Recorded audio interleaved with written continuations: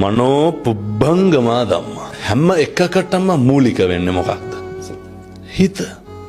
සූත්‍රයක් තියෙනවා අබේරාජ කුමාර සූත්‍රය කියලා. මේක හරි අපූර්වයි හොඳද?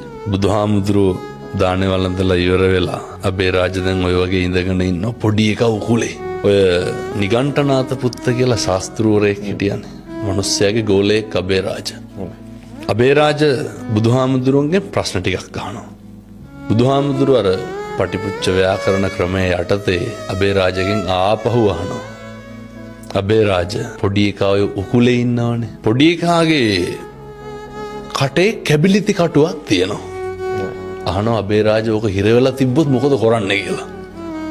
අබේරාජ කොහොමද උත්තර දෙන්නේ? බුදුහාමුදුරුවනේ ඇදලා ගන්නවා. බුදුහාමුදුරුවනේ මොකටද ඇදලා ගන්නෙ? පොඩි එකා බේර ගන්න ඕනේ. පැහැදිලිද මං කියන එක? එහෙමයි. බුදුහාමුදුරුවනේ අදිනකොට ලේනවනේ. කෑ ගහනවනේ. රිදෙනවනේ. ඔව් ඒත් බුදුහාමුදුරුවනේ පොඩි එකා බේර ගන්න ඕනේ. අබේරාජගේ සිතුවිල්ල මොකද්ද? කැබිලිති කඩුව ඇදලා ගන්න යයි පොඩි එකා බේර ගන්න. දැන් පැහැදිලි ඇති මිනිස්සුන්ට මං කියන එක. වේදනයි පොඩ්ඩක්, තුවාලයි පොඩ්ඩක්. සිතුවිල්ල මරන්න නෙමෙයි බේර ගන්න. උන්වහන්සේ උගන්වනවනේ චේතනාවමයි කර්මය වෙන්නේ කියලා. මිනිස්සුන්ගේ සිතුවිල්ලේ තියෙන කළු සුදු මට්ටමේ අඩු වැඩිය අනුව තමයි කරන ක්‍රියාවේ ප්‍රතිඵල යහපත්ද අයහපත්ද කියන එක තීරණය